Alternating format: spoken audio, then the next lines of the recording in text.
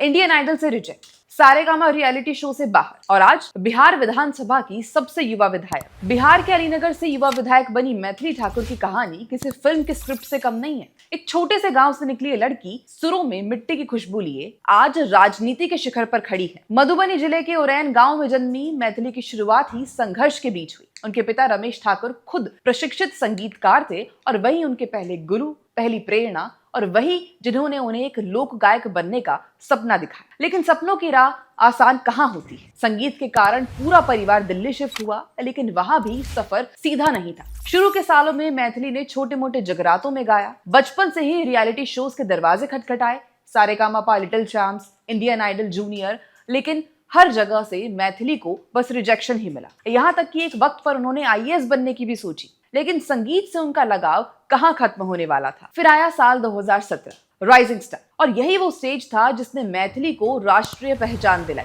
हालांकि शो में भी वो विनर नहीं बनी, बस 2 वोट से रनर अप रही।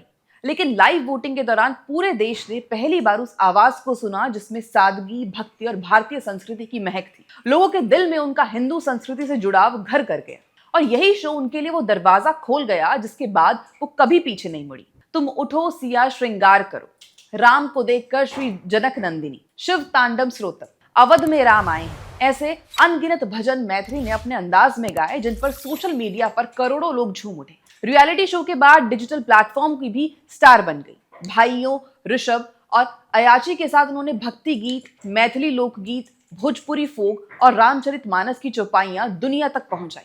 धीरे धीरे वो सिर्फ गायिका नहीं रही, मिथिला की सांस्कृतिक धरोहर बन गई। प्रधानमंत्री ने उन्हें नेशनल क्रिएटर्स अवार्ड से सम्मानित किया।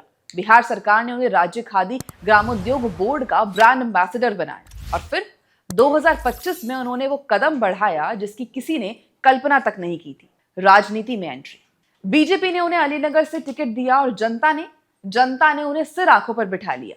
मैथिली ने लगभग 12,000 वोटों से अलीनगर में चुनाव जीत लिया। हालांकि उस दौरान वो ट्रॉल भी बहुत हुई, उनके बयान काटकर सोशल मीडिया पर चले गए, एक नेगेटिव नैरेटिव भी सेट करने की कोशिश की गई, लेकिन जनता ने उनका साथ नहीं छोड़ा और 25 साल की उम्र में मैथिली ठाकुर ने ऐतिहासिक जीत दर्ज कर ली। आज वो सबसे युवा विधायकों में शामिल हैं। मैथिली कहती हैं कि वो राजनीति में सेविका बनकर काम करेंगी। हालांकि राजनीति में वो नई हैं और जनता की जिम्मेदारी अब उनके कंधों पर है। इसे वो कितनी बखूबी निभा पाएंगी ये देखना होगा। जनता ने उन्हें चुन लिया है, पर अब बड़ा सवाल ये है कि क्या वो अपने इस सेविका वाले वादे पर कायम रह पाएंगी। राजनीतिक सफर की ये सिर्फ एक शुरुआत है। अब देखना ये होगा कि जैसे उन्होंने एक गायिका के रूप में लोगों के दिलों में अपनी जगह बनाई, क्या वो एक नेता के रूप में भी वैसी ही जगह बना पाएंगी।